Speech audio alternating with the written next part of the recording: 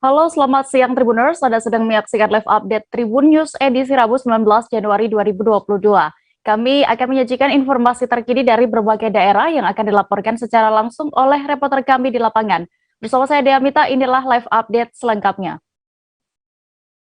Kita menuju kabar pertama, Tribuners, Polres ND berkomitmen terus mendukung percepatan vaksinasi di Kabupaten ND. Kapolres ND AKBP Albertus Andreana memberikan penghargaan kepada 3 anggotanya.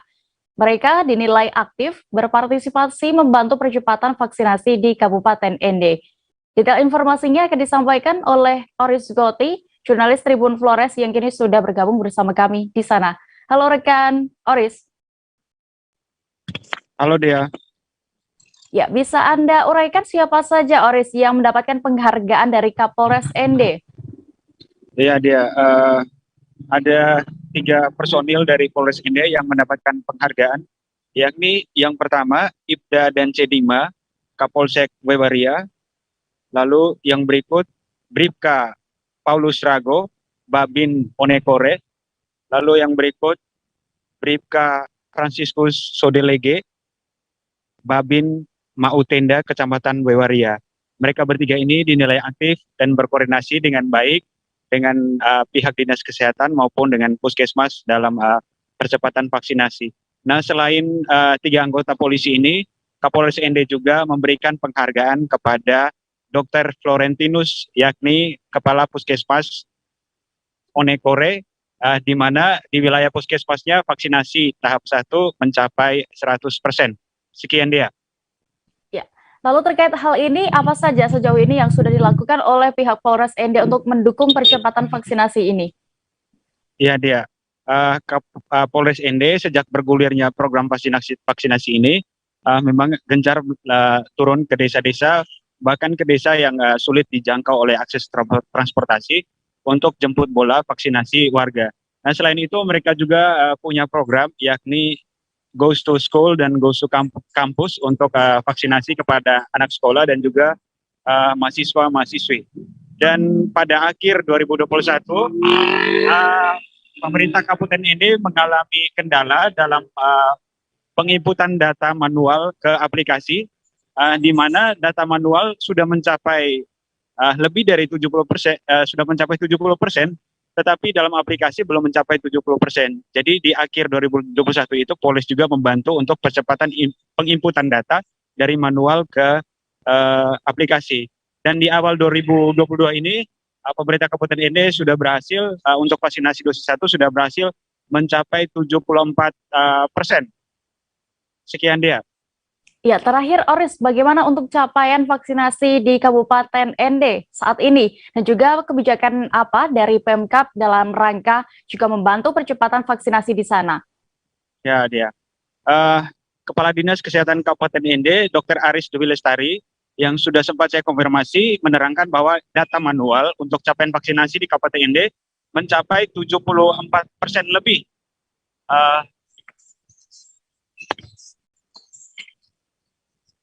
Mencapai 74% lebih.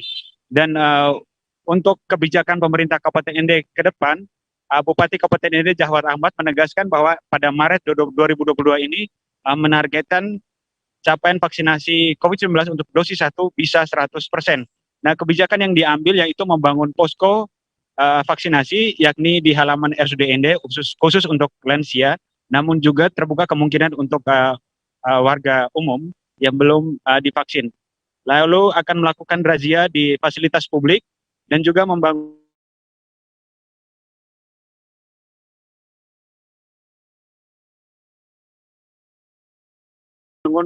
posko di.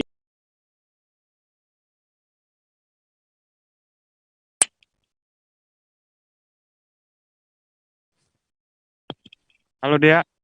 Iya, baik, silakan dilanjutkan, rekan Oris. Ya, saat ini pemerintah Kabupaten ND sudah mengambil kebijakan untuk membangun posko di halaman RSUD ND untuk bagi vaksinasi bagi lansia, namun terbuka kemungkinan juga untuk warga umum yang belum divaksin. Lalu akan membangun posko-posko vaksinasi di tingkat kecamatan, desa maupun kelurahan. Sekian dia. Baik, Tribuners, terkait vaksinasi ini, rekan Oris Goti sudah melakukan wawancara bersama Kapolres ND dan juga Bupati ND. Berikut liputan lengkapnya untuk Anda. Harusnya bisa diikuti oleh puskesmas lainnya. Jadi hitungannya ini sebagai cambuk pendorong kita agar tahun 2022 ini kita bisa melaksanakan vaksin lebih baik lagi. Karena tantangan 2022 akan jauh lebih berat dibanding 2021.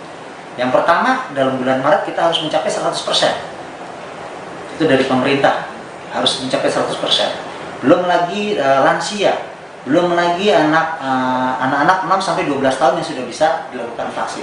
Ini kerja keras. Oleh sebab itu, saya memberikan apresiasi dengan harapan ke depannya kita bekerja sama dengan Polsek, dengan puskesmas yang lainnya. Mari kita sama-sama tentukan siapa yang terbaik agar pemicu sama-sama. Kan malu juga. Malu kalau misalkan kinerjanya kurang kalah lah dibanding yang lain. Jadi itu sebagai pemicu. Tahun 2022 ini kita telah bekerja sama program kira-kira Maret ya, jadi harus 1%. Makanya saya turun bersama ini untuk memastikan kesiapan vaksinnya, kesiapan vaksinatornya, kesiapan sama lurahnya, masyarakat, sampai targetnya, sama itu. Nah kemudian usaha itu tentu bersama dengan TNI Polri. Kita tidak sendirian. Ada Kapolsek, ada dalam di sana, sudah sepakat semua akan percepat vaksin untuk sedikit tidaknya mengeliminir kasus Omikron di Indah ini. Karena kalau kita vaksin sampai dengan kedua, ketiga di booster itu, ya mungkin tetap ada, tapi tidak 100%. Nggak mungkin kesininya ada booster. Ya, harapan kita seperti itu.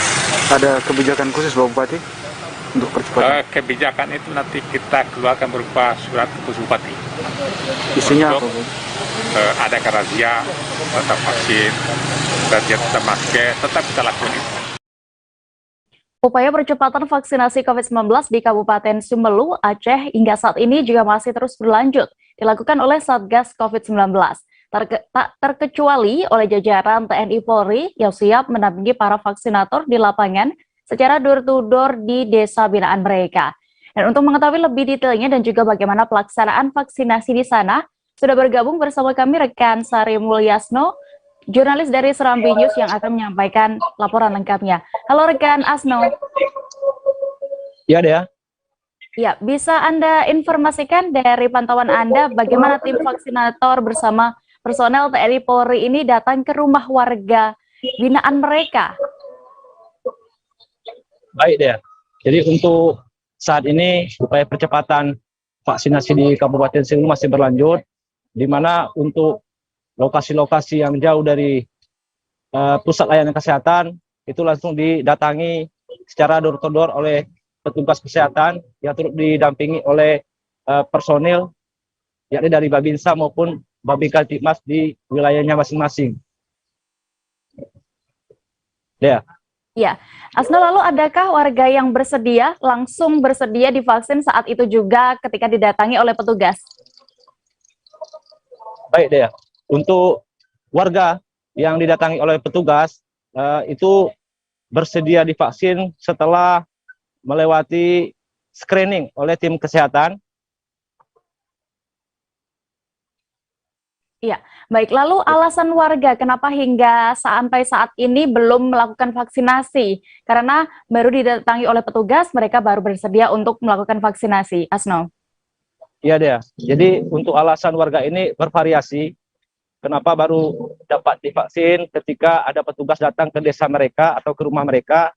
Jadi informasi yang kami peroleh, masyarakat ini aktivitas maupun profesinya bermacam-macam. Mungkin ketika ada gerai vaksin dibuka di tingkat kecamatan maupun di desa, mereka sedang berhalangan hadir. Ada yang ke laut berprofesi sebagai nelayan, ada yang ke sawah yang berprofesi sebagai petani.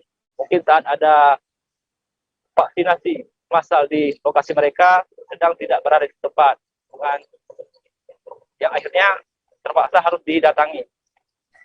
Baik, terima kasih rekan Asno untuk laporan Anda dari Semelu Aceh. Selamat bertugas kembali. Kita beralih ke informasi berikutnya. Gelaran vaksinasi terus dilakukan demi mencapai kekebalan tubuh yang komunal ataupun herd immunity. Tidak hanya vaksinasi untuk usia 12 tahun ke atas, kali ini vaksinasi juga telah menyasar anak usia 6 hingga 11 tahun. Seperti halnya yang dilakukan di Kabupaten Mempawah, Kalimantan Barat. Kabar selengkapnya akan disampaikan Ramadan, reporter Tribun Pontianak yang kini sudah bergabung bersama kami di sana. Halo rekan Ramadan. Ya, dia. Ya, bisa diinformasikan kapan vaksinasi anak usia 6 hingga 11 tahun ini mulai dilaksanakan di Kabupaten Mempawah dan juga bagaimana antusiasnya? Ya, dia. Memang benar bahwasanya vaksinasi untuk anak usia 6 sampai 11 tahun di Kabupaten Mempawah saat ini sudah digencarkan, di mana pada Selasa 18 Januari 2022 vaksinasi terhadap anak sudah di launching perdana dan serentak se-Kalimantan Barat. Untuk pelaksanaannya sendiri memang dilaksanakan kemarin di SDN 1 Mempawah Hibir, dan untuk antusias sendiri berdasarkan yang kita pantauan kita di lapangan, memang siswa ataupun orang tua siswa memang sangat antusias menyambut vaksinasi terhadap anak ini sendiri, mengingat orang tua juga berharap dengan adanya vaksinasi ini maka anaknya mendapatkan kekebalan tubuh, bisa menghindari pandemi COVID-19, sehingga ke depan diharapkan memang pembelajaran tatap muka itu bisa berjalan sesuai normal seperti sedia kalanya, tidak ada kendala lagi seperti itu dia. Ya, lalu bagaimana untuk tahapan vaksinasi anak ini agar mereka bisa mendapatkan vaksin? Apakah sama seperti orang dewasa sebelumnya? Iya, memang untuk tahapan vaksinasi anak ini sendiri, untuk screening sendiri memang sama, memang masih dilakukan screening tahap pemeriksaan kesehatannya. Yang membedakan di sini yaitu untuk dosis yang digunakan, di mana untuk vaksinasi anak ini digunakan 0,5 mili untuk dosis vaksinasi anak. Dan untuk vaksinnya sendiri memang menggunakan vaksin jenis dikhususkan untuk jenis Sinovac, seperti itu dia. Baik, terakhir Ramadan, berapa jumlah sasaran vaksinasi anak di Mempawah ini dan juga ditargetkan selesai kapan? Berdasarkan informasi yang kita terima dari Dinas Kesehatan, di mana vaksinasi anak di Kota Mempawah ini ditargetkan menyasar sebanyak 29.808 anak usia 6 sampai 11 tahun. Dan memang ditargetkan ini selesai pada akhir Februari 2022, itu harus digenjot, harus selesai, seperti itu dia. Baik, Tribuners, terkait vaksinasi di Mempawah, rekan jurnalis kami sudah melakukan wawancara bersama Wakil Bupati Mempawah dan juga Kepala Dinas Kesehatan Kabupaten Mempawah. Berikut liputan lengkapnya untuk Anda. Sesuai dengan target sasaran yang ditentukan dari provinsi itu sebanyak 29.808 orang di Kabupaten Mempawah. Nah, ini akan kita laksanakan vaksinasi ini sampai dengan akhir pada bulan Februari. Target kita selesai sampai dengan Februari, dan insya Allah pada hari ini akan dilakukan vaksinasi seperti yang disampaikan oleh Pak Wakil Bupati tadi. Kita mulai pencanangan di SDN Negeri 1 Mempawah ini, kita mulai dari sini. Nah, nanti kita akan menyebar setiap hari di semua sekolah-sekolah yang ada di Kabupaten Mempawah ini, yang akan dilakukan oleh Nakes yang ada di Puskesmas. Sambil berjalan kita lakukan sosialisasi, untuk orang tua murid bahwa vaksinasi yang akan diberikan kepada anak sekolah ini yaitu pada usia 6 sampai dengan 11 tahun dan menggunakan vaksinasi jenis Biofarm atau Sinovac. Ini khusus untuk anak sekolah kita gunakan vaksinasi Sinovac dengan dosis 0,5 ml. Oh, jadi tidak full Pak ya? Tidak, dia 0,5 setengah aja. Itu dosis untuk anak-anak. Jadi tidak seperti orang dewasa, di anak-anak ini dosis. Terus nanti diulang lagi setelah 28. Assalamualaikum warahmatullahi wabarakatuh.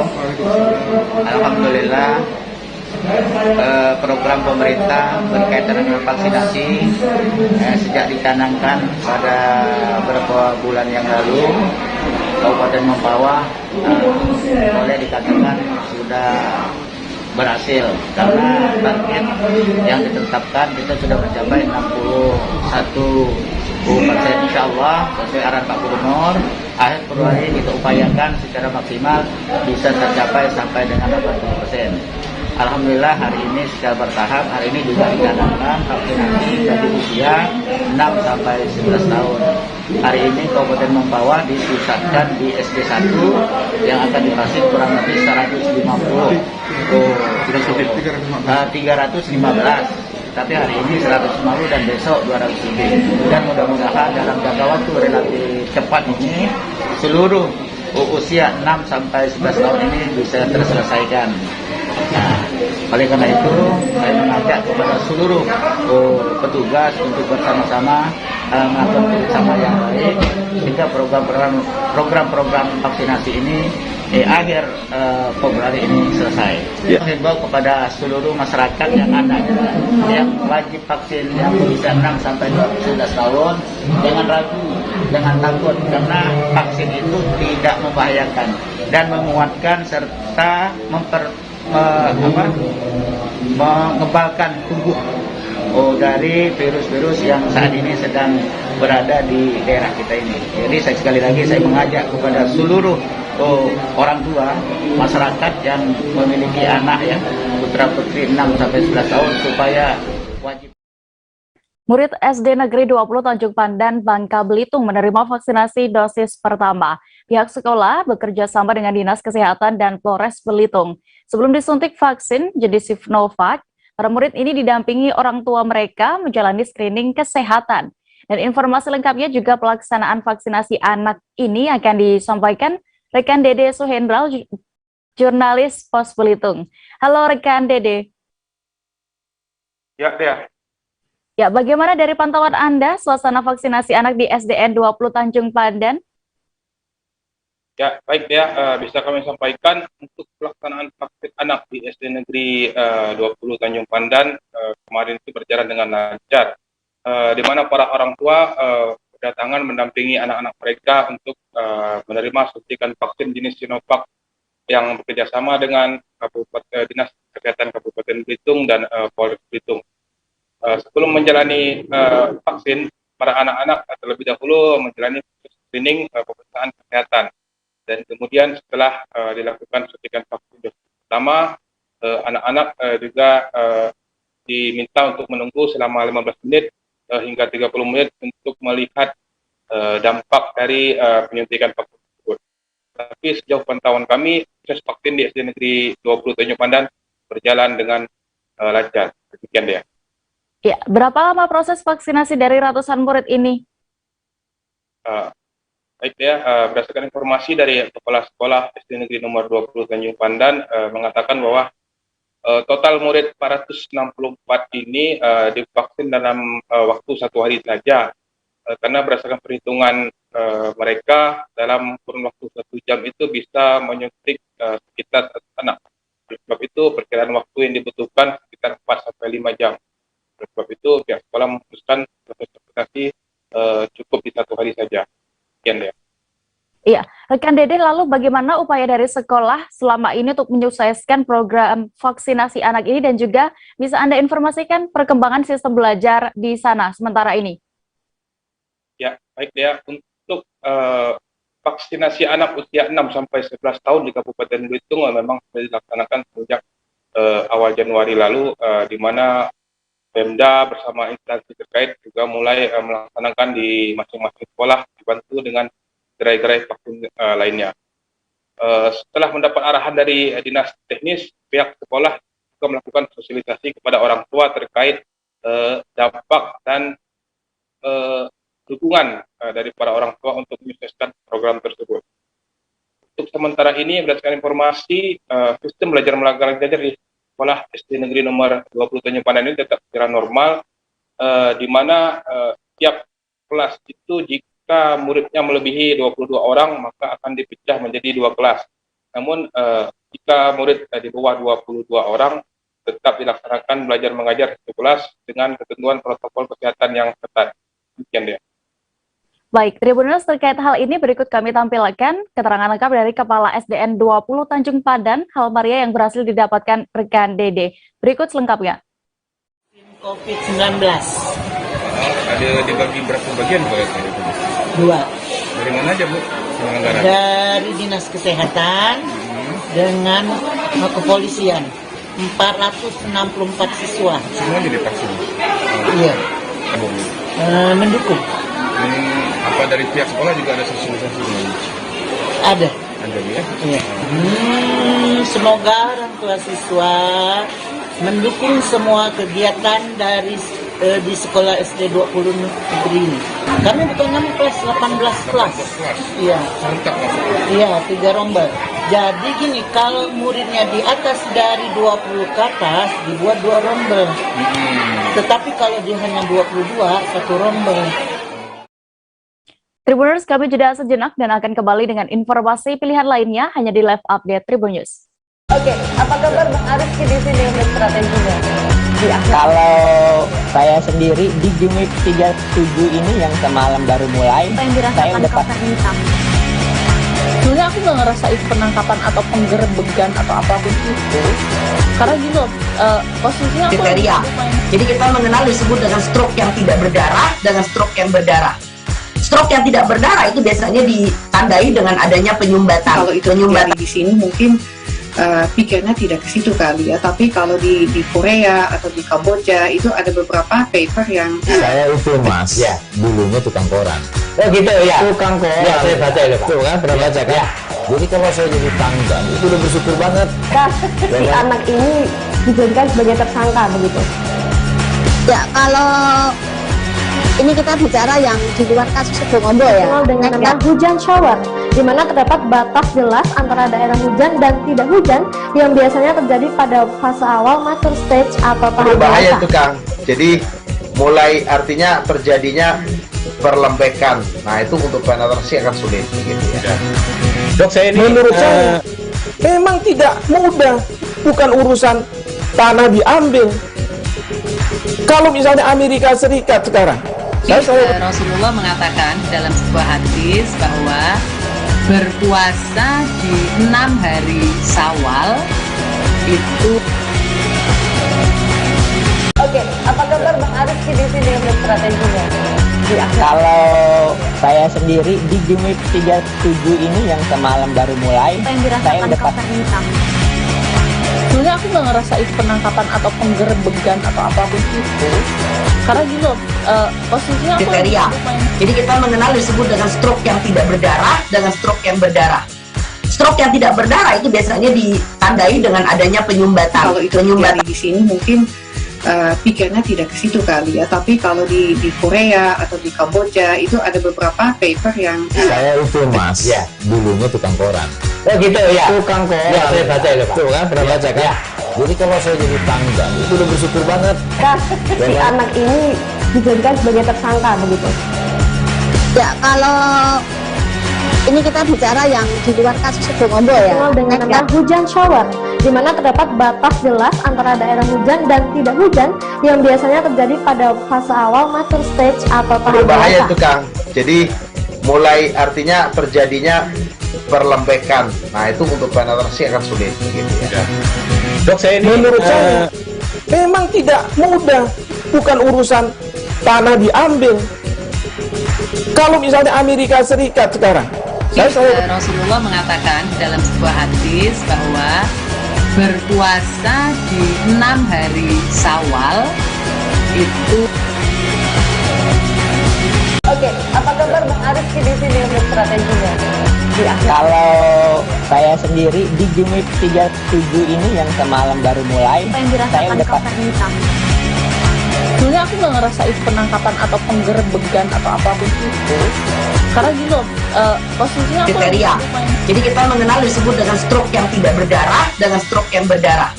Stroke yang tidak berdarah itu biasanya ditandai dengan adanya penyumbatan. Kalau itu penyumbatan di sini mungkin pikirnya tidak ke situ kali ya, tapi kalau di Korea atau di Kamboja itu ada beberapa paper yang saya itu Mas, ya dulunya tukang koran. Oh gitu ya, Tukang koran. Ya, saya baca ya Pak. Tuh kan, pernah baca kan? Ya. Jadi kalau saya jadi tangga itu udah bersyukur banget. Si anak ini dijadikan. Terima kasih Anda masih menyaksikan live update. Kita menuju informasi berikutnya, Tribuners. Persikota merupakan tim yang memiliki sejarah panjang di persepak bolaan Indonesia. Namun sejak puluhan tahun lamanya, mereka masih harus bertahan di kasta ketiga kompetisi Liga 3. Sebagai manajer, sosok Mahdiar ingin memberikan yang terbaik untuk kebangkitan Persikota. Informasi lengkapnya akan disampaikan oleh rekan Rafsan Zani Simanjorang, jurnalis Warta Kota yang kini sudah bergabung bersama kami. Halo rekan Rafsan. Halo, selamat siang rekan Dea. Ya, selamat siang. Rafsan, bisa Anda informasikan terkait hal ini apa yang menjadi tekad Persikota di Liga 3 Indonesia? Ya, terima kasih ya rekan Dea. Memang Persikota yang kita kenal sebagai tim yang luar biasa di era 2000-an, kini memang harus tertatih-tatih sehingga harus menjalani lagi fase di babak ketiga Liga 3, babak nasional maksud saya, Liga 3 Indonesia, di mana ini merupakan kasta paling bawah saat ini di persepak bolaan Indonesia. Dan di musim ini memang musim yang diharapkan oleh Persikota untuk momen kebangkitan mereka, di mana tahun lalu, akhir dari 2021 kemarin, baru saja Persikota meraih juara Liga 3 Provinsi Banten, dan ini merupakan menjadi modal mereka untuk masuk ke fase nasional Liga 3 Indonesia. Seperti itu rekan Dea.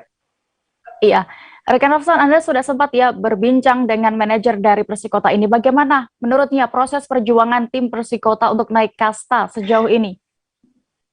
Ya, terima kasih rekan Dea. Memang semenjak tahun 2017 ya, sosok Mahdiar sebagai manajer telah masuk di lingkungan dari Persikota, dan banyak fase ataupun banyak memang hal-hal yang mereka lalui, di mana 1-2 tahun awal Persikota belum bisa berbicara banyak, dan di 2019 lalu baru bisa berbicara banyak, namun gagal di fase nasional. Kemudian di tahun ini ataupun tahun 2021 kemarin, mereka lagi-lagi berhasil menjuarai Liga 3 Provinsi Banten, dan ini akan mempersiapkan diri untuk menghadapi fase nasional. Dan memang dari perjuangan-perjuangan itu mereka belajar bagaimana mereka mendatangkan sosok pelatih yang di 2019 lalu berhasil membawa Persijap Jepara naik kasta ke Liga 2 Indonesia, di mana Persijap Jepara juga merupakan tim yang boleh dibilang yang udah lama menghilang, tapi kembali ke kasta Liga 2 Indonesia. Dan belajar dari pengalaman itulah mereka mendatangkan sosok pelatih ini. Kemudian mereka memberikan kebebasan kepada pelatih yang bernama Salah Saragi ini untuk memilih pemain yang sesuai dengan skemanya, supaya Persikota ini benar-benar bisa bersaing di Liga 3 di fase nasional untuk nantinya untuk mencapai target untuk naik ke kasta Liga 2 Indonesia. Seperti itu rekan Dea. Iya, lalu apa sebenarnya sejauh ini kesulitan yang dialami oleh Persikota di Liga 3? Ya, terima kasih rekan Dea. Memang sebagai tim yang boleh dibilang punya sejarah tinggi ataupun punya sejarah yang luar biasa di persepak bolaan Indonesia, bermain di Liga 3 tidaklah mudah, bahkan cukup berat bagi Persikota Tangerang. Karena apa? Karena memang untuk satu musim saja Persikota harus membutuhkan dana ataupun mengucurkan dana sekitar 1 atau 1,5 miliar. Dan kemudian meskipun punya nama yang boleh dibilang cukup besar, namun karena bermain di Liga 3 sangat sulit sekali bagi Persikota untuk branding nama ataupun untuk mempopulerkan diri ataupun untuk dilirik oleh investor-investor yang cinta sepak bola. Seperti itu rekan Dea. Sehingga memang Persikota boleh dibilang beruntung karena masih ada stakeholder yang peduli akan Persikota sehingga bisa membantu sejauh ini. Begitu juga dengan penjualan jersey. Jadi memang untuk pengelolanya boleh dibilang masih sangat-sangat membutuhkan uluran para pecinta sepak bola tentunya. Seperti itu rekan Dea. Baik, Tribuners, terkait ini rekan Rafsan sudah melakukan wawancara bersama pelatih, kemudian manajer dan juga fans dari Persikota. Berikut liputan lengkapnya untuk Anda.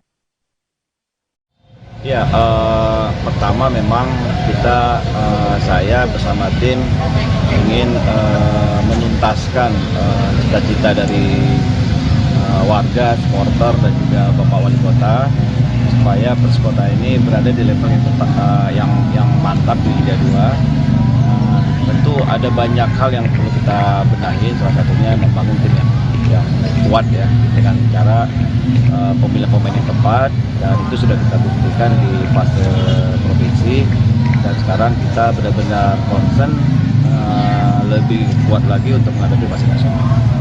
Saya punya jalan ya, punya pengalaman bagus untuk membuat sebuah tim bisa meraih lolos ke Liga 2. Salah satunya pernah saya bawa Persijap, dan jalan ini yang sedang saya bawa di Persikota, mengulang kembali jalan yang sudah saya buat bagus, dan saya berharap dan jalan itu sudah kelihatan ya ketika kita menjuarai di fase provinsi, dan kita sekarang mencoba lebih agresif lagi dalam menjalani sesi latihan, karena memang di fase nasional ini akan lebih kuat ya, karena banyak tim-tim juga yang ingin lolos, dan kita sedang berada di puncak untuk bagi saya secara pribadi sangat penting ya, karena saya juga ingin bersaing di pelatih papan atas Indonesia, walaupun itu saya baru meranjak dari Liga 3, dan saya berharap tim yang saya asuh ini bisa meraih minimal tiket Liga 2 dan minimal kita bisa juara, karena pertama saya juga ingin membuat sejarah di mana bisa membawa dua tim hebat di Indonesia yang lama tertidur akan bangun kembali, dan saya pikir Kota Tangerang adalah satu jembatan yang bagus buat prestasi saya, karena Persikota ini punya nama besar. Oke. Bagaimanapun saya sendiri lahir dan tinggal di Kota Tangerang, dan semenjak saya SMP saya tahu Persikota sebagai klub kebanggaan Kota Tangerang, dan kita beranjak dari penonton yang memang mulai dari curi-curi masuk stadion untuk nonton tim kebanggaan. Kebetulan saya di SMP 1 dan SMP 1 dekat dengan Stadion Benteng. Jadi memang dari dulu saya suka sepak bola, dan dari dulu juga mengetahui bahwa Persikota adalah tim kebanggaan Kota Tangerang yang punya prestasi cukup baik saat itu. Dan ini memasuki tahun keempat. Kebetulan tahun pertama kita tidak cukup baik, 2017 saat itu, 2018 dan 2019 kita bisa menjadi juara Banten, dan 2019 kita sempat masuk ke fase nasional, sedangkan 2020 memang vakum. Kita sudah persiapan namun tidak ada kompetisi, dan semua perjalanan harus bangkit ya, karena mungkin ya, bukan mungkin tapi insya Allah. Jadi untuk pertama, kalau saya pikir kenapa harus bangkit, emang sudah waktunya Bang. Soalnya udah sekian lama Persikota ini menurun aja. Jadi masyarakat itu rindu, supporter rindu dengan Persikota itu sendiri ya. Karena masuk Bang, menjiwai. Supporter menjiwai, karena pertama punya Kota Tangerang sendiri. Kita juga pengen istilahnya ayo bawa Kota Tangerang ini. Kita itu bangga dengan Persikota karena bangkit, karena saya wilayah di Kota Tangerang tersendiri gitu, harus mempunyai tim yang solid seperti Persikota ini gitu. Ya intinya mah kita bangga aja sama Persikota, harus ada lah kita untuk menggairahkan masa-masa muda-muda yang di Tangerang. Masa kita pemain bola nggak ada punya tim sendiri gitu. Ya Bang, makasih Bang. Udah semuanya menambahkan dong, dari udah 4 tahun nih udah nggak ada Persikota lagi, maksudnya dari 97 ya? 97-an udah ngelain lagi tahun 2000 sini udah. Ya kalau untuk dulu sih ikut seleksi pernah. Ikut seleksi, ya, oke. 99% sih oke deh. Optimis sih, harus ada optimis. Harus optimis ya? Harus optimis. Dari segi pemain sudah kelihatan, dari permainannya, dari organisasi timnya, terutama dari pelatihnya Bang ya. Saya rasa optimis 100% sih lah. Kabar mengenai tim khusus Maleo Polda Sulut dibubarkan menghebohkan masyarakat Sulawesi Utara. Kabar ini pun menimbulkan berbagai tanda tanya. Kabar tersebut juga segera ditanggapi pihak Kapolda Sulut Irjen Pol Mulyatno. Bagaimana penjelasannya akan disampaikan reporter kami dari Tribun Manado, ada Andreas Ruwau yang kini sudah bergabung bersama kami. Halo rekan Andreas. Oke, halo dia. Andreas, bisa diinformasikan apa sebenarnya alasan pembubaran tim khusus Maleo Polda Sulut ini? Ya, jadi berdasarkan hasil rapat bersama Kapolda dan Kapolri dan para Kapolda di setiap daerah, maka tim-tim khusus yang di luar fungsional Polri itu atau di luar fungsional setiap kesatuan wilayah itu akan dikembalikan ke bidangnya masing-masing. Jadi karena tim khusus Maleo itu berasal dari yang diambil dari tim-tim yang ada di Direktorat Polda Sulut masing-masing itu sendiri, maka mereka juga akan dikembalikan ke direktorat masing-masing, sehingga fungsi-fungsi yang harusnya menangani kegiatan represif itu akan dimaksimalkan, seperti misalnya Sabara dan Resmo Polda Sulut gitu ya. Ya, lalu apakah nantinya akan ada pengganti dari tim khusus Maleo ini?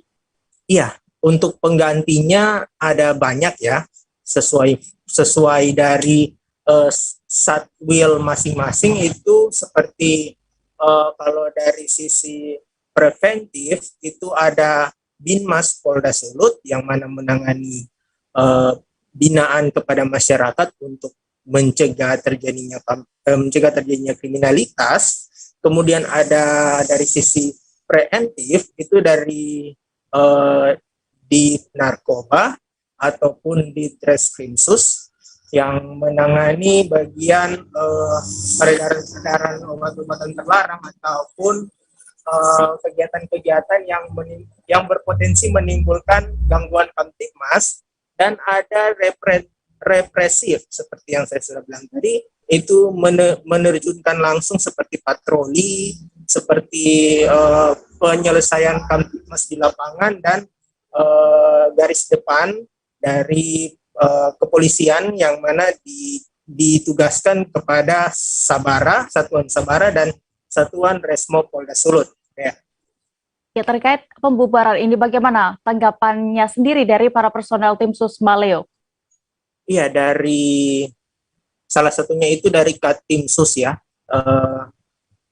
Kompol Eli, salah satunya itu dia mengatakan bahwa mereka hanya bisa menerima keputusan dari Kapolda, dan saat ini mereka sedang melakukan persiapan mengurus administrasi pengembalian inventaris untuk nantinya akan dikembalikan dan akan difungsikan kepada satuan masing-masing, dan mereka juga mempersiapkan segala sesuatu seperti berkas-berkas yang sudah mereka kumpulkan dan arsip-arsip yang sudah mereka data selama 2 tahun bertugas ya. Baik, Tribuners, terkait pembubaran tim khusus Maleo Polda Sulut ini, rekan Andreas sudah melakukan wawancara bersama pihak terkait. Berikut keterangan lengkapnya. Jadi terkait upaya-upaya untuk penegakan hukum secara represif yudisial tentunya harus dilakukan oleh fungsi reserse kriminal.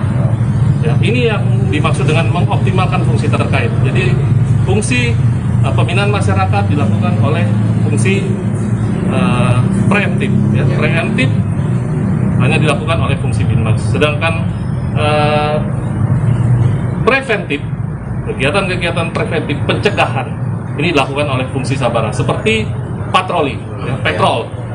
Ini yang dilakukan. Jadi bukan oleh fungsi-fungsi lain di luar dari fungsi terkait. Nah, ini yang menyebabkan kenapa tim khusus Maleo tentunya dikembalikan, dan kita akan mengoptimalkan fungsi yang ada. Ya. Kehadiran Maleo sendiri, Pak, bermanfaat kepada masyarakat selama mereka berada melakukan tugas dari kacamata pimpinan. Dari hasil evaluasi sementara ini tentunya itu menjadi evaluasi ke dalam kami. Ya, nanti tentunya evaluasi ini akan menjadi bahan dari pimpinan untuk menindaklanjuti terkait dengan fungsi-fungsi yang ada. Beralih ke kabar berikutnya, satu pelaku pengeroyokan dan penusukan korban, Farhan, anggota klub motor NMAX Gajah, berhasil ditangkap. Pelaku diketahui berinisial NK, masih berusia 18 tahun dan merupakan seorang pelajar. NK tak bisa berkutik setelah rumahnya dikelilingi petugas dan hanya bisa pasrah saat digiring ke Polrestabes Palembang. Kabar selengkapnya akan disampaikan rekan Andika Wijaya, jurnalis Sriwijaya Post yang kini sudah siap dengan laporan lengkapnya. Halo rekan Andika. Halo rekan Dea.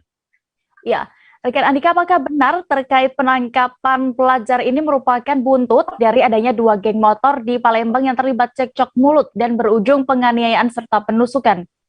Benar rekan Dea, peristiwa itu terjadi pada Jumat tanggal 14 Januari 2022 sekitar pukul 00.30 malam.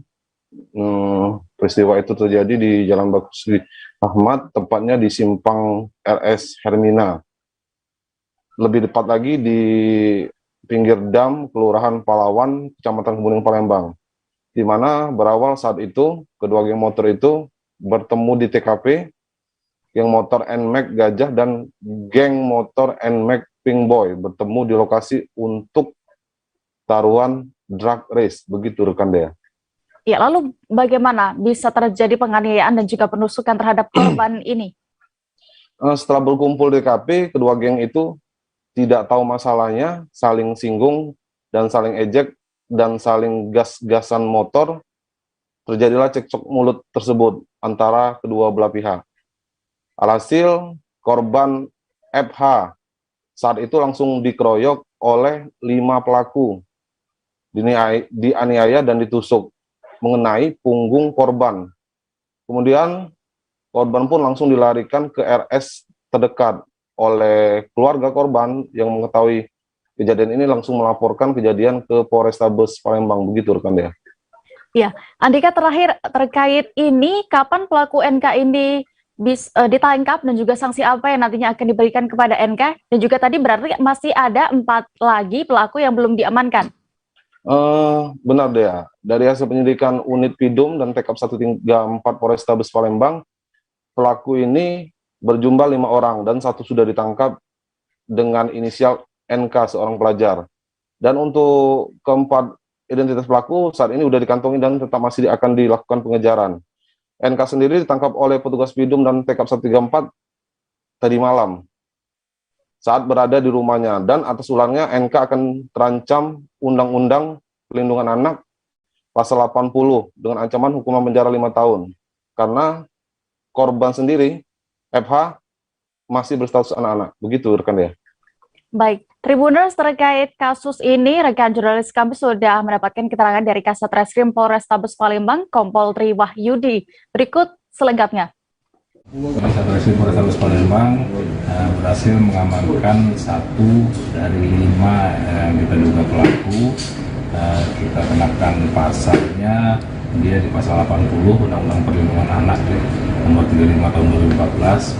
Itu ancaman hukumannya di 5 tahun penjara karena korbannya masih anak-anak, usianya inisialnya F, dan mereka ini berawal sempat antar motor ini kan, antar klub motor ini ada selisih pendapat, ribut-ribut mulut, akhirnya sampailah terjadi perkelahian dan mengakibatkan korban ini dikeroyok oleh 5 orang tersebut. Alhamdulillah 1 kita berhasil amankan, dan selanjutnya kita akan proses. Pelaku ini dewasa, kita akan proses dan kita akan cari pelaku-pelaku lainnya. Ada luka bacok di bagian pundak belakang, dan ada beberapa lebam ya, pemukulan dari 5 orang tersebut. Enggak saling kenal, dan mereka kan beda kelompok ya, beda kelompok komunitas motornya ya, komunitas motornya. Mungkin ngumpul di situ ya, ngumpul satu di sebelah sana, satu di sini, terus terjadilah selisih pendapat, keributan mulut dulu, sehingga terjadilah perkelahian. Itu cek alasan apa tidak? Enggak. Kita menuju Jawa Tengah, Tribuners. Anggota polisi berstatus perwira di Boyolali yang mengejek korban pelecehan seksual akhirnya dicopot. Perwira berpangkat AKP itu dicopot dari jabatannya sebagai Kasat Reskrim Polres Boyolali pada Selasa 18 Januari 2022 lalu. Pencopotan jabatan AKP Eko Marudin ini dituangkan dalam surat telegram Kapolda Jawa Tengah tertanggal 18 Januari 2022. Informasi lebih lengkapnya akan disampaikan rekan Triwidodo, jurnalis Tribun Solo, yang kini sudah tersambung bersama kami di sana. Halo rekan Tri. Iya dia, halo dia. Ya, rekan Tri, bisa Anda jelaskan lebih detailnya terkait proses pencopotan AKP Eko Marudin dari jabatannya sebagai Kasat Reskrim Polres Boyolali? Ya, dia bisa dapat saya informasikan dari Boyolali bahwasanya kasus dugaan ejekan pelaporan pelecehan seksual yang terjadi di wilayah Polres Boyolali berpanjang, di mana yang semula diduga perwira Polri akhirnya dicopot. Dia bernama AKP Eko Marudin yang sebelumnya menjabat sebagai Kasat Reskrim Polres Boyolali. Pencopotan AKP Eko Marudin ini dituangkan langsung oleh Kapolda Jawa Tengah, Irjen Pol Ahmad Lutfi, berdasarkan surat telegram bernomor ST-1-Romawi 1-KEP-2020 tertanggal 18 Januari kemarin. Ya. Lalu bagaimana dengan pemeriksaan terhadap Eko ini selanjutnya? Ya, pencopotan ini dilakukan Kapolda Jawa Tengah untuk memudahkan proses pemeriksaan terhadap terduga pelaku pengecekan atau terhadap pelaku dugaan perbuatan yang tidak menyenangkan yang dilakukan oleh AKP Eko Marudin. Untuk itu, Eko Marudin saat ini sebagai perwira di Polda Jateng tengah melaksanakan pemeriksaan yang dilakukan oleh Ditpropam Polda Jateng. Berdasarkan informasi yang saya terima, sejauh ini sudah ada beberapa orang saksi yang diperiksa oleh Ditpropam Polda Jateng. Selain itu juga dari pelapor sendiri yang berinisial R, yang merupakan warga Desa Bendungan, Kecamatan Simo Boyolali, juga sudah dimintai keterangan oleh anggota Polda Jateng pada hari Selasa kemarin, yakni sekitar pukul 16 waktu Indonesia Barat hingga pukul 19 waktu Indonesia Barat di Polda Jawa Tengah. Ya. Baik, lantas bagaimana rekan Tri dengan pimpinan Satuan Reskrim Polres Boyolali saat ini? Apakah sudah ada penggantinya? Ya, dapat saya informasikan bahwasanya pimpinan di Polres Boyolali tidak boleh ada kekosongan. Untuk itu, setelah muncul telegram pencopotan ini, Kapolres Boyolali AKBP Mori Ermon langsung melakukan serah terima jabatan dari AKP Eko Marudin sebagai Kasat Reskrim kepada AKP Dona Riyadi yang sebelumnya merupakan Kasat Reskrim Polres Banjarnegara yang telah dilakukan serah terima jabatan pada hari Selasa sore sekira pukul 16 waktu Indonesia Barat. Ya. Baik, Tribuners, terkait kasus ini, rekan jurnalis kami sudah melakukan wawancara bersama Kapolres Boyolali AKBP Mori Erman. Berikut liputan lengkapnya untuk Anda. Masih kita dalami. Ada beberapa informasi yang masuk ke kita, yang kemarin kita sampaikan kepada teman-teman media bahwasannya saya belum melihat fakta-faktanya, data-data bukti-buktinya, bukti hukumnya. Nah, setelah kita laksanakan kegiatan pemeriksaan, pendalaman, memang untuk TKP terkait dengan pelapor ini bukan di wilayah Kabupaten Boyolali, tapi di wilayah Kabupaten Semarang, ya. Tapi kita berkoordinasi dengan Polres Semarang terkait dengan bukti-bukti yang kita dapatkan. Dan alhamdulillah data sudah kita dapat, termasuk bukti-bukti pendukung lainnya. Saya minta bantuan besok kita sudah bisa dapat hasilnya. Seperti itu. Koordinasi dengan pihak penasihat hukumnya masih belum bisa diterima. Nanti rencananya hari ini dilanjutkan. Itu saat korbannya, pelapor. Pelapornya Mas. Ya, bersangkutan itu telah melakukan pelanggaran atau pelecehan tersebut. Kemudian itu dulu yang kita fokuskan. Setelah kita pemeriksaan itu kita dapat, kemungkinan nanti akan di backup dengan Propam Polda Dan selanjutnya kita akan melaksanakan pemeriksaan terhadap saksi-saksi yang mengetahui kejadian tersebut.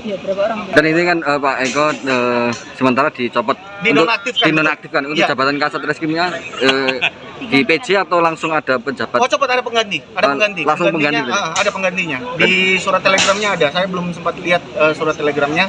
Saya yakinkan tadi pagi juga Bapak Kapolda sudah doorstop di Polda. Beliau sudah menyampaikan. Mungkin singgah sebentar nanti di Polres baru kita lihat ada TR-nya. Yang jelas penggantinya kalau saya dengar itu dari mantan Kasat Banjarnegara ya, Banjarnegara, Kasat Serse Banjarnegara, seperti itu. Oke. Polda Lampung menetapkan seorang warga Banjar Agung Kabupaten Tulang Bawang sebagai tersangka kasus penghasutan dengan lisan ataupun tulisan. Penghasutan ini terkait peristiwa persekusi jemaat gereja saat pelaksanaan ibadah di Tulang Bawang. Dalam kasus ini, polisi menyita barang bukti berupa video rekaman.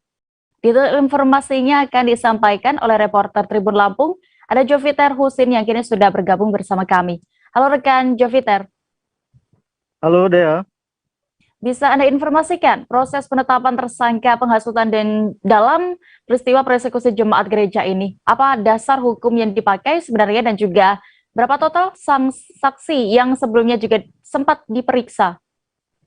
Ya, untuk penetapan tersangka sendiri berdasarkan dari pemeriksaan yang dilakukan oleh Direktorat Kriminal Umum Polda Lampung, di mana tersangka IM atau Imron ini sudah 2 kali melakukan pemeriksaan oleh penyidik di Direktorat Kriminal Umum. Tersangka IR ditetapkan tersangka setelah diperiksa 22 saksi dari pihak gereja di Tulang Bawang.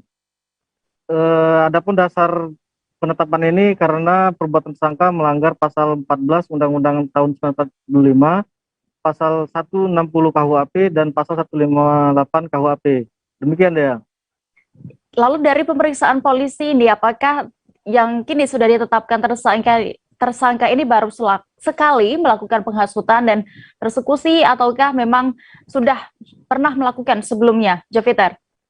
Ya, dari hasil pemeriksaan diketahui bahwa tersangka telah melakukan persekusi atau hujatan untuk jemaat gereja itu berawal dari pertengahan tahun 2020. Berlanjut sebanyak 3 kali, di mana puncaknya itu di saat perayaan Natal atau 25 Desember kemarin. Tersangka sendiri sebagai provokator untuk mengajak sejumlah rekannya melakukan penghalangan peribadatan di gereja yang ada di Tulang Bawang. Demikian ya. Joviter, terkait hal ini, akankah kemungkinan nanti ada tersangka lain karena saat ini tersangka pertama ini mengajak teman-temannya? Ya, dari keterangan Kasubdit 1 Kamnek Polda Lampung, AKBP Dodon mengungkap bahwa ada kemungkinan tersangka lain dalam perkara tersebut. Namun yang jelas pihaknya masih melakukan pemeriksaan terhadap tersangka maupun rekan tersangka yang diduga terlibat dalam penghalangan peribadatan tersebut. Demikian Dea.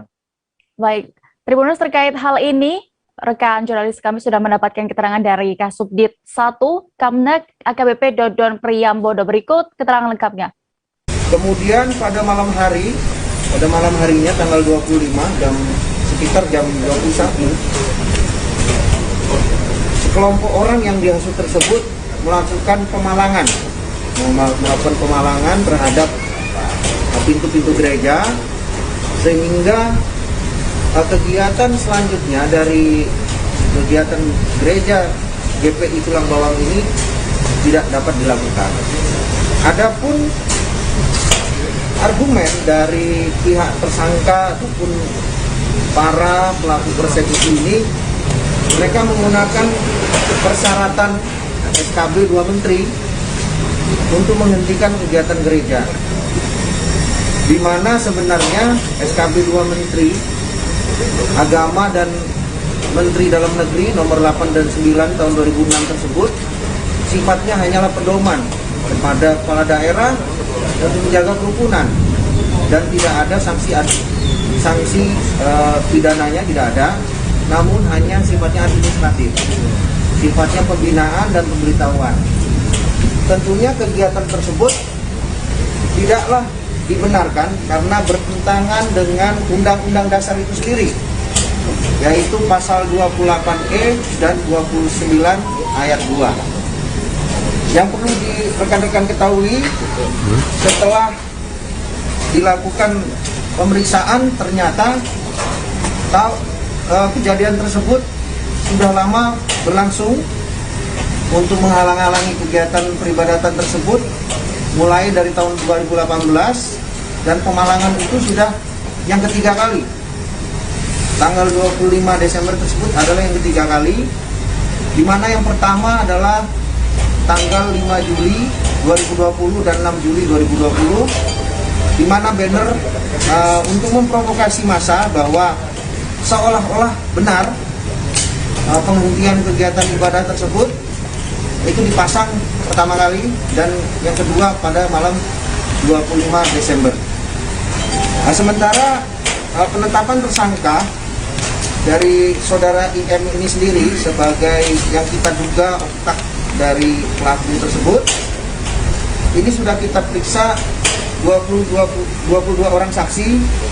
Dari klaster pihak gereja ada 9 orang. Kami jeda lagi sejenak Tribuners dan akan kembali dengan informasi pilihan lainnya. Tetaplah di Live Update. Oke, apa kabar Bang Arief di sini untuk strateginya? Kalau saya sendiri di Jumip 37 ini yang semalam baru mulai, saya udah pasti. Sebenarnya aku nggak ngerasa itu penangkapan atau penggerebekan atau apapun itu, karena gini loh, posisinya aku kriteria. Jadi kita mengenal disebut dengan stroke yang tidak berdarah dengan stroke yang berdarah. Stroke yang tidak berdarah itu biasanya ditandai dengan adanya penyumbatan. Kalau itu terjadi di sini mungkin pikirnya tidak ke situ kali ya, tapi kalau di Korea atau di Kamboja itu ada beberapa paper yang saya itu mas, ya dulunya tukang koran. Oh gitu ya, Tukang koran. Ya, saya baca itu Pak. Tuh kan, pernah baca kan? Ya. Jadi kalau saya jadi tanggal itu udah bersyukur banget. Si anak ini dijadikan sebagai tersangka begitu. Ya, kalau ini kita bicara yang di luar kasus Sidoarjo ya. Dengan nama hujan shower, di mana terdapat batas jelas antara daerah hujan dan tidak hujan yang biasanya terjadi pada fase awal mature stage atau tahap berbahaya dewasa. itu Kang. Jadi mulai artinya terjadinya perlembekan. Nah itu untuk penetrasi akan sulit gitu ya. Dok, saya ini menurut saya memang tidak mudah, bukan urusan tanah diambil. Kalau misalnya Amerika Serikat sekarang, Rasulullah mengatakan dalam sebuah hadis bahwa berpuasa di 6 hari Syawal itu. Oke, apa kabar Bang Arief di sini untuk strateginya? Kalau Jumip 37 ini yang semalam baru mulai, saya udah pasti. Sebenarnya aku nggak ngerasa itu penangkapan atau penggerebekan atau apapun itu, karena gini loh, posisinya kriteria. Jadi kita mengenal disebut dengan stroke yang tidak berdarah dengan stroke yang berdarah. Stroke yang tidak berdarah itu biasanya ditandai dengan adanya penyumbatan. Kalau itu terjadi di sini mungkin pikirnya tidak ke situ kali ya, tapi kalau di Korea atau di Kamboja itu ada beberapa paper yang saya itu mas, ya dulunya tukang koran. Oh gitu ya, Tukang koran. Ya, saya baca itu Pak. Tuh kan, pernah baca kan? Ya. Jadi kalau saya jadi tanggal itu udah bersyukur banget. Si anak ini dijadikan sebagai tersangka begitu.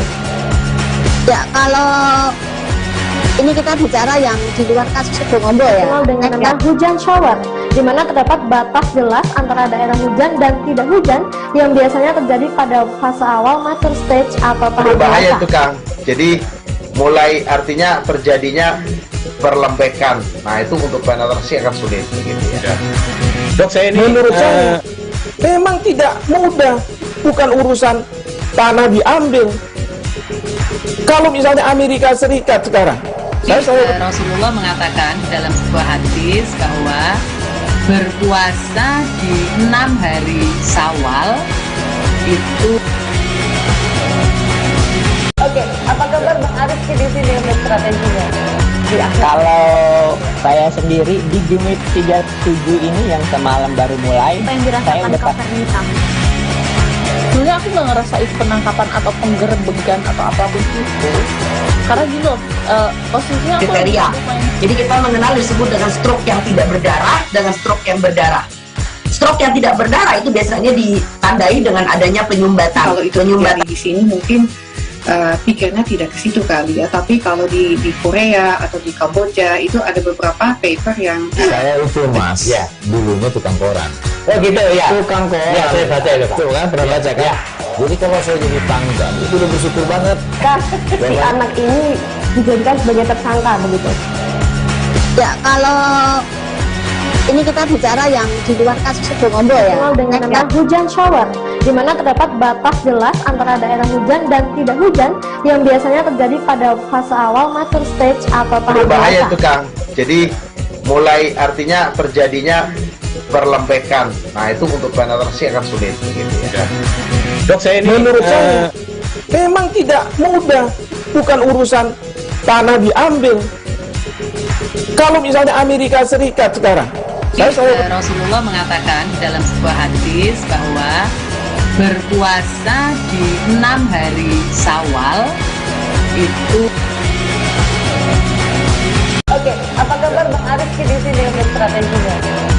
Kalau saya sendiri di Jumip 37 ini yang semalam baru mulai, saya udah Sebenarnya aku nggak ngerasa itu penangkapan atau penggerbegan atau apapun itu, karena gini loh, posisinya aku kriteria.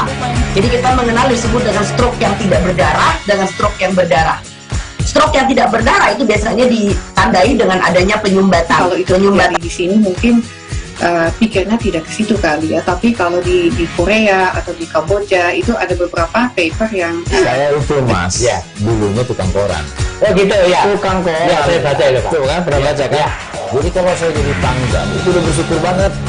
Si anak ini dijadikan sebagai tersangka begitu. Ya kalau ini kita bicara yang di luar kasus Situbondo ya, dengan nama hujan shower, di mana terdapat batas jelas antara daerah hujan dan tidak hujan yang biasanya terjadi pada fase awal mature stage atau tahap Berbahaya dewasa. itu Kang. Jadi mulai artinya terjadinya perlembekan. Nah itu untuk penetrasi akan sulit begitu ya.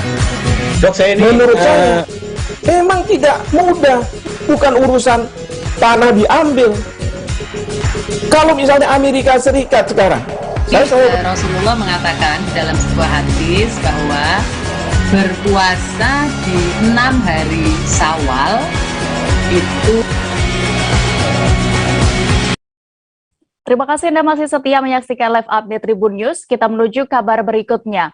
Dan Rem 092 Maharaja Lila, Brigjen TNI Rifki mengunjungi prajurit perbatasan Republik Indonesia Malaysia di Nunukan. Dalam kunjungannya yang pertama ke Kabupaten Nunukan ini, Rifki menyampaikan saat ini kondisi di perbatasan masih terbilang kondusif.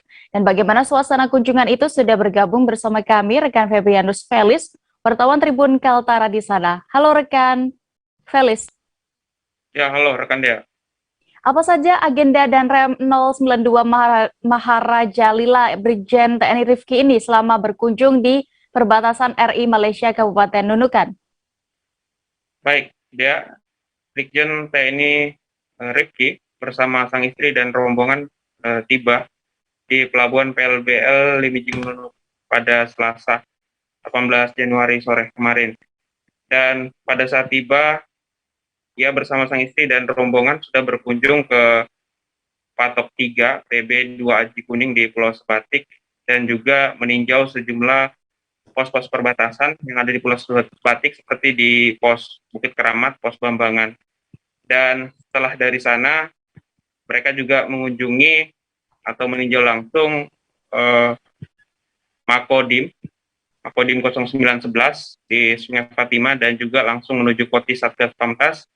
Dan Rifki juga menyempatkan waktu maksud saya untuk berkunjung ke mengecek langsung Rusunawa yang selama ini menjadi tempat penampungan sementara pekerja migran Indonesia dari Malaysia dan juga meninjau langsung kondisi di Pelabuhan Tunontaka Nunukan. Dan saat ini Brigjen TNI Rifki bersama sang istri dan rombongan sudah dalam perjalanan pulang kembali ke Tanjung Selor. Begitu dia. Ya, lalu apakah ada catatan khusus dari Brigjen TNI Rifki ini setelah meninjau sejumlah pos-pos tadi yang Anda sebutkan?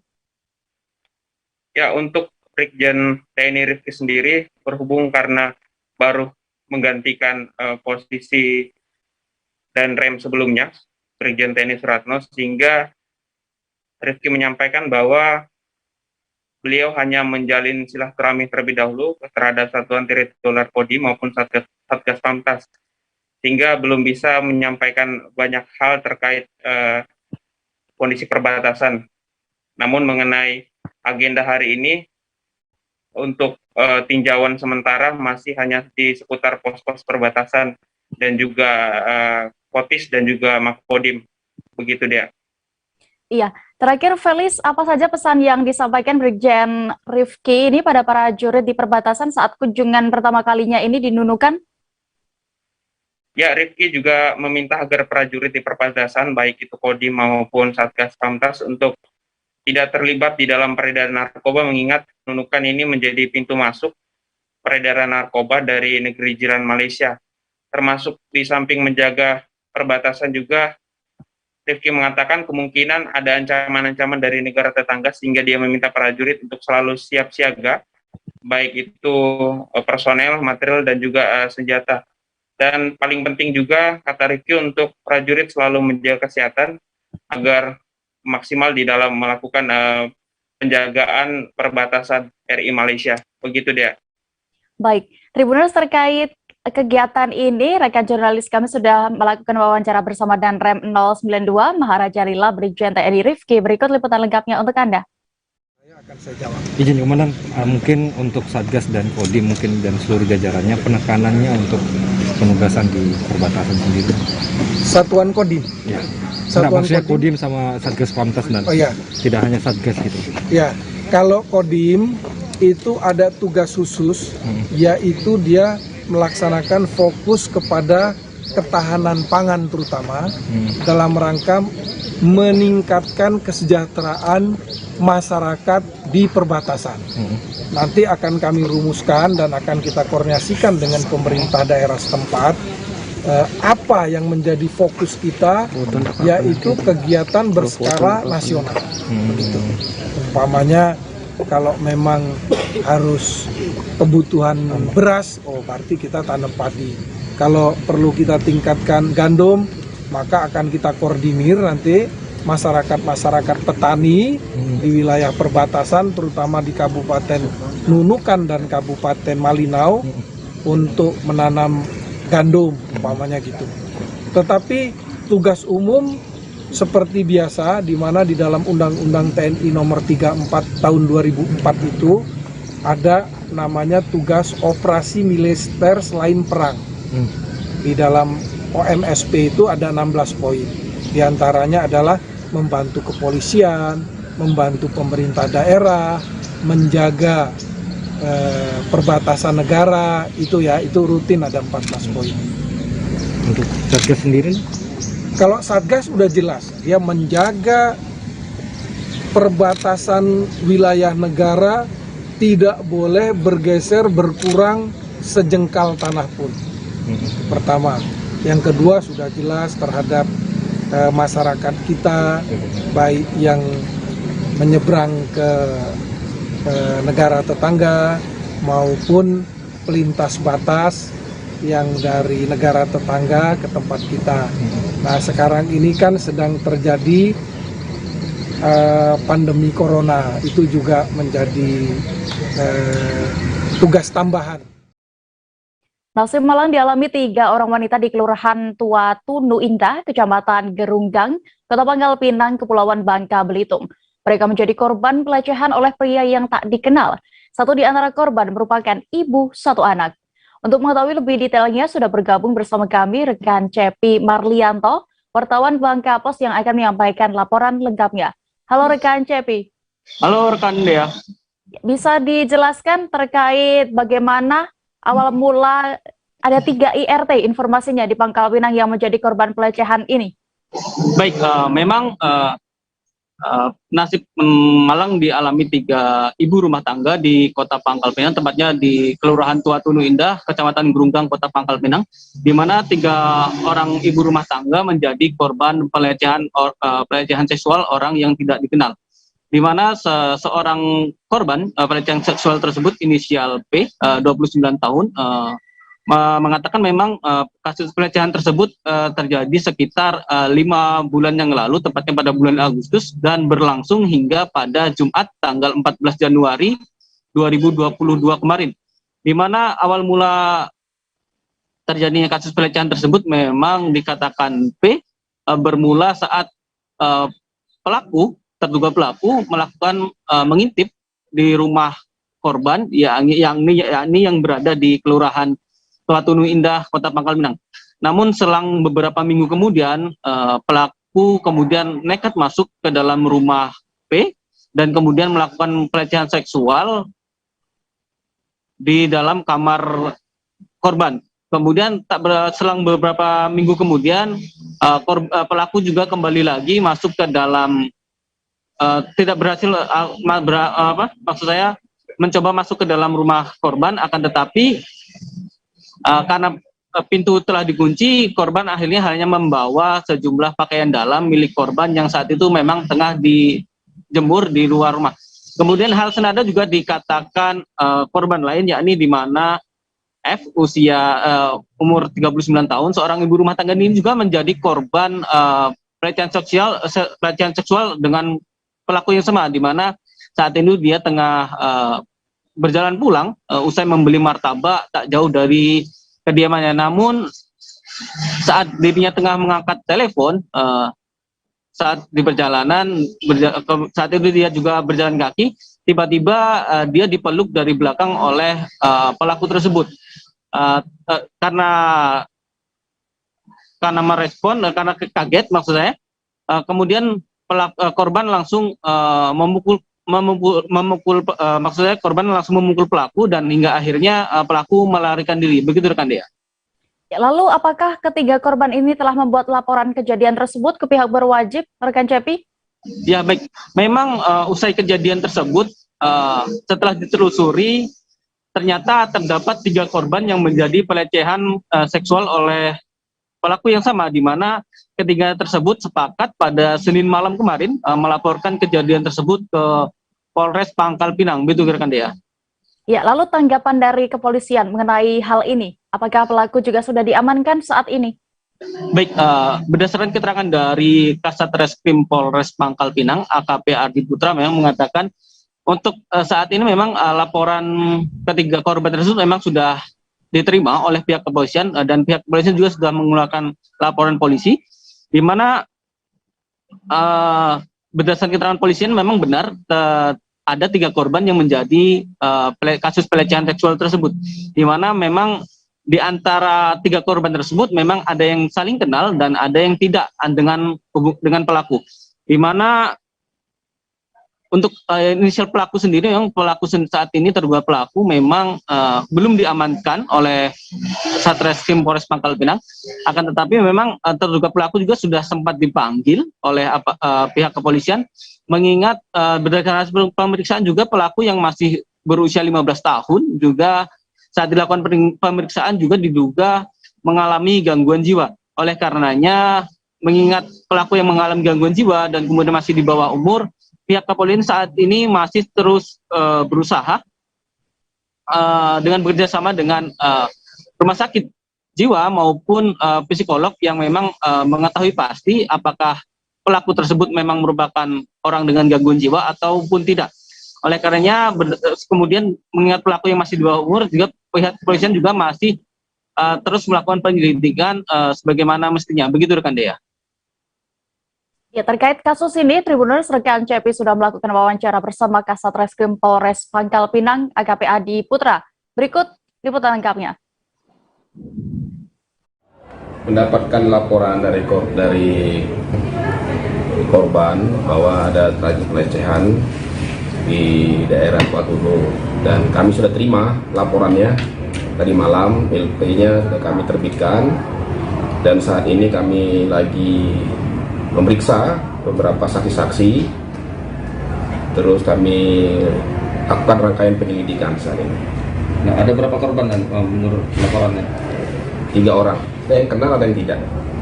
Ini tadi kita dari sekarang ini lagi mengikuti rangkaian proses penyelidikan dulu, diperiksa dulu, Nanti setelah kami hasil pemeriksaannya apa, nanti kami akan sampaikan lagi.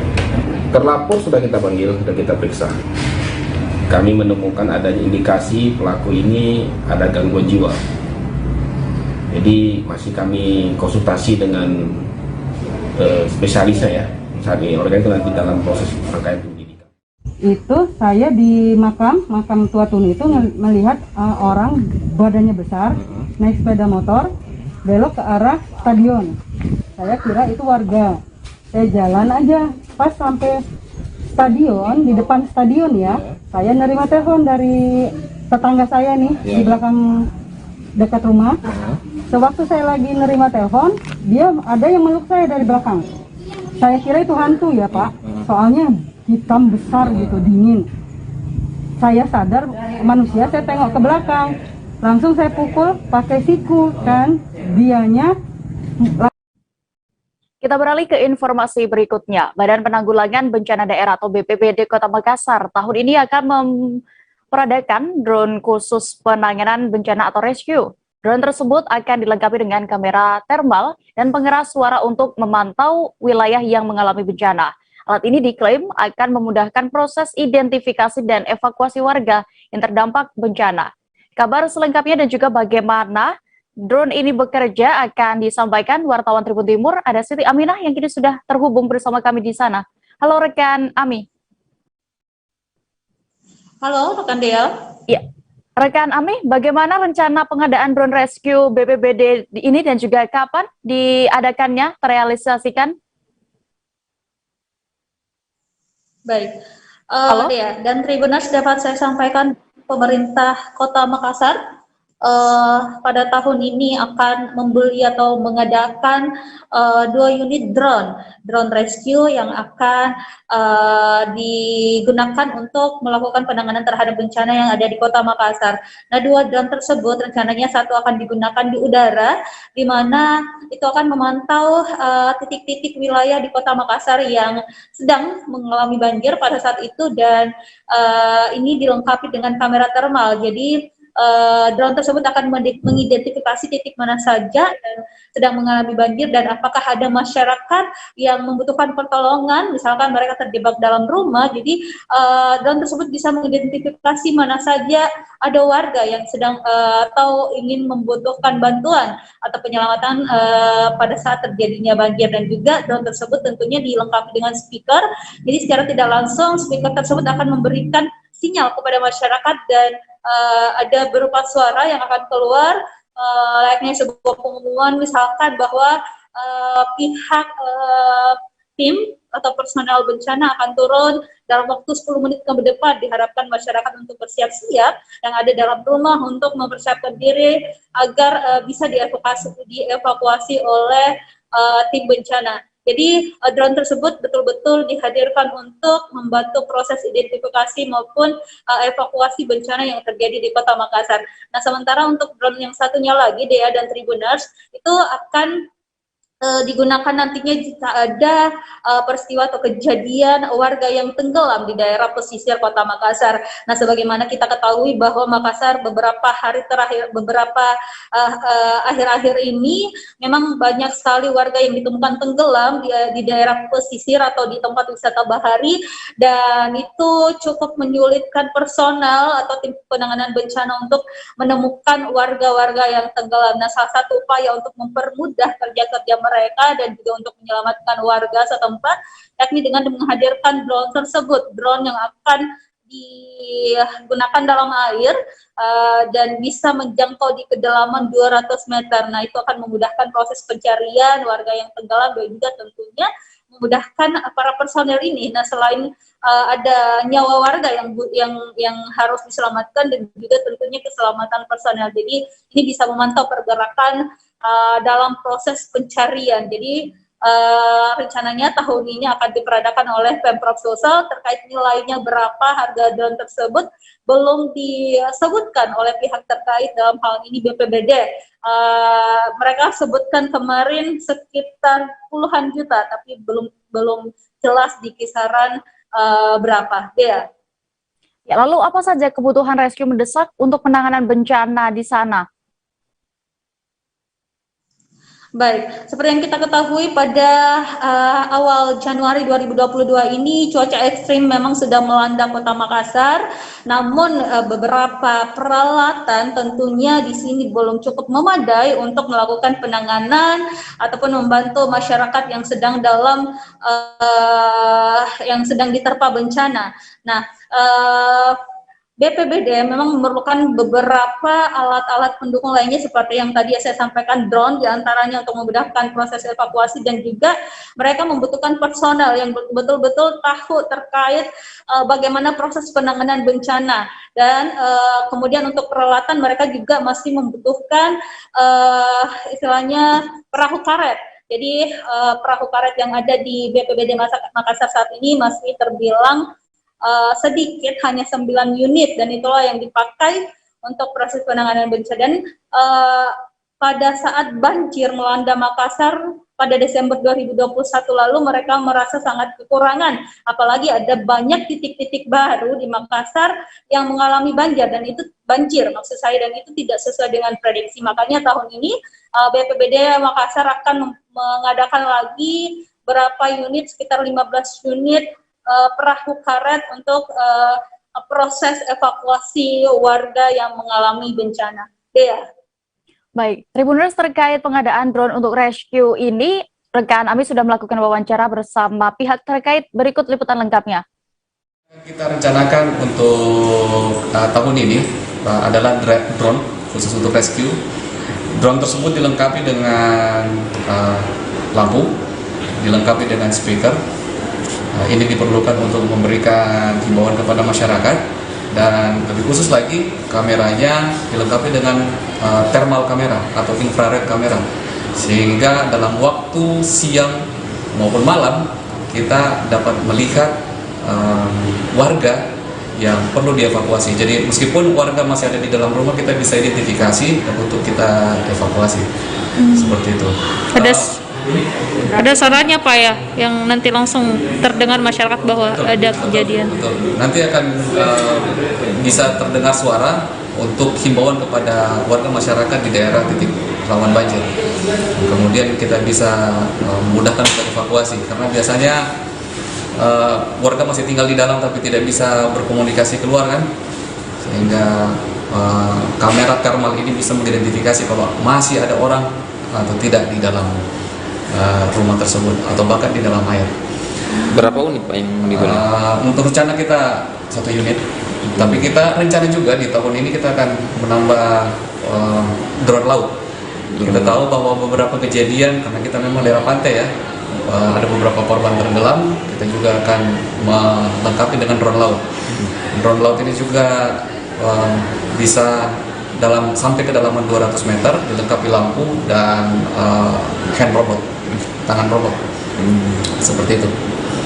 Sehingga nanti dalam kejadian-kejadian seperti kemarin, mudah-mudahan ini bisa kita manfaatkan, karena seperti contoh kemarin, cuaca begitu buruk, ya kan? Yang kita perhatikan juga bukan cuma korban, tapi juga keselamatan anggota personil.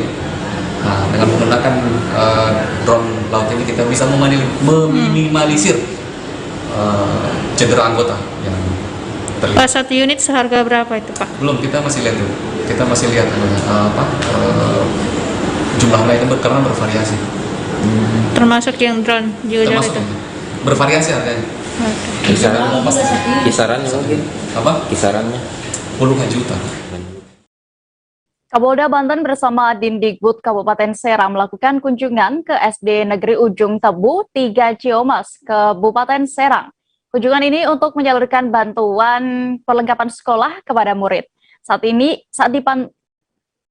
itu pantauan wartawan di lokasi, Kapolda sempat turun tangan langsung membantu murid mengenakan sepatu. Bagaimana kunjungan Kapolda saat itu akan disampaikan Ahmad Tajudin, jurnalis Tribun Banten yang kini sudah terhubung bersama kami di sana. Halo rekan Tajudin.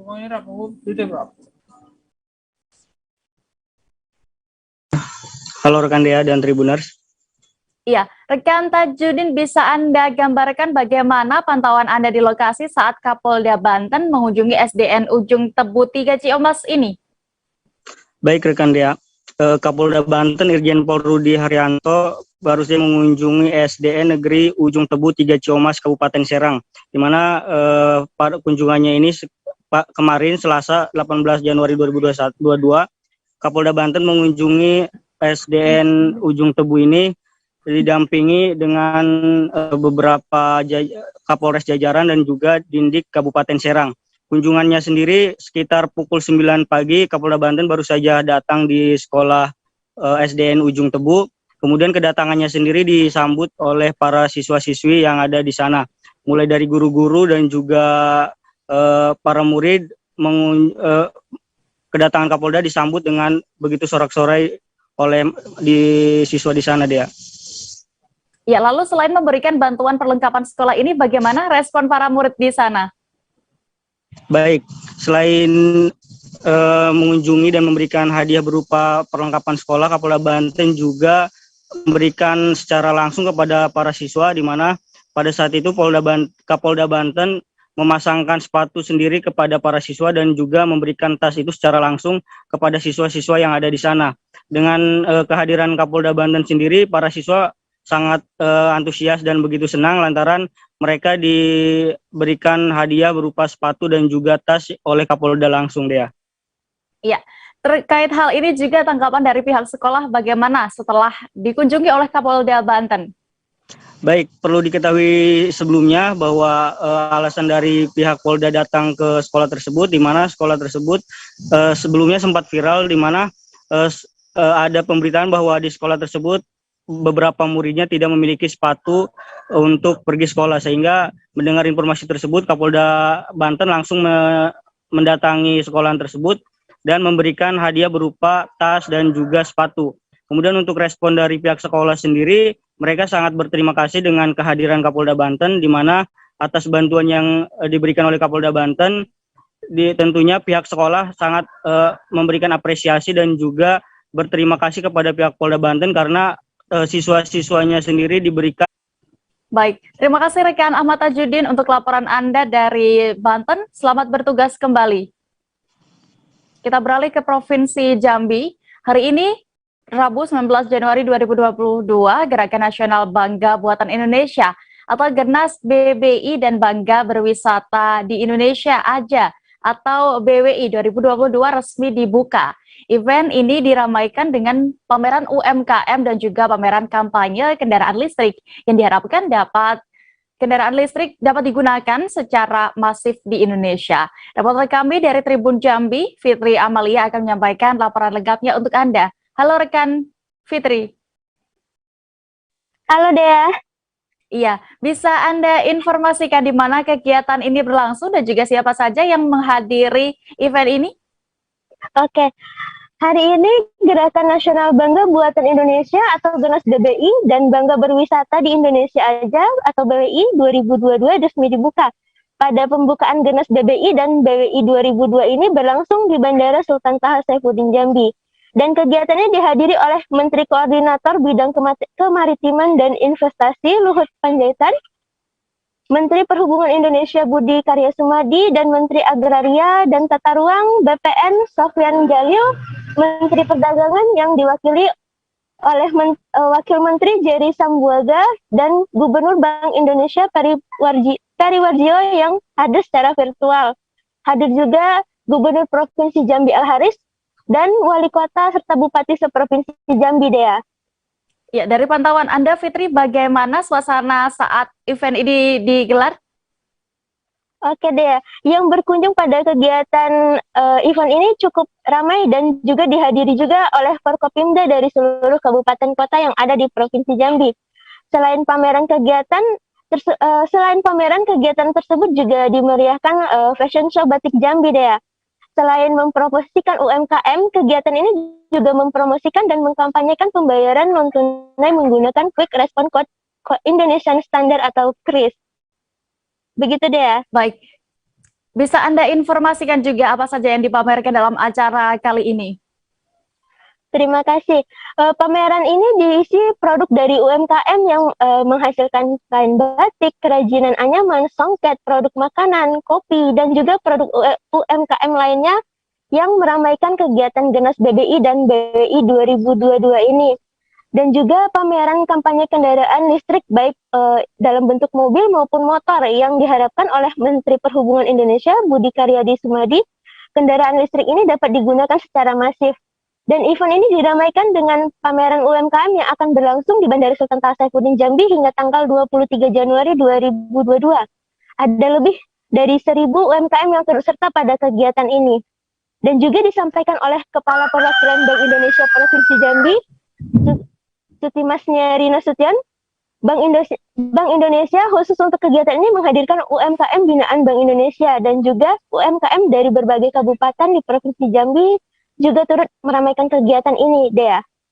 Baik, terkait kegiatan ini Tribuners, rekan Fitri sudah melakukan wawancara bersama Sutimasnya Rina Sution selaku Kepala Perwakilan Bank Indonesia Provinsi Jambi yang juga datang di acara tersebut. Berikut liputan lengkapnya untuk Anda. Pemerintah daerah provinsi. Nah, BI khusus untuk ini tentunya menghadirkan UMKM, desain acaranya dari awal sampai akhir, termasuk juga untuk kegiatan fisiknya di acara kick off hari ini. Setelah itu kita masih punya kegiatan sampai 3 bulan ke depan sampai harvesting, namanya harvesting itu panen. Kita akan melakukan pelatihan digitalisasi UMKM untuk mereka onboarding ke marketplace, untuk ekspor dan lain sebagainya. Jadi akan ada lagi expo-expo di luar hari ini di berbagai tempat. Sampai nanti 3 bulan berikutnya kita akan laporkan ke pusat berapa sudah penjualan UMKM, berapa UMKM yang dilatih untuk onboarding, apakah ada business matching, dan berapa sudah ekspornya. Seperti itu. Target kita Bu untuk UMKM ada berapa onboarding ini? Onboarding kita minimal 1.000 sampai 3 bulan ini dilakukan pelatihan sampai onboarding.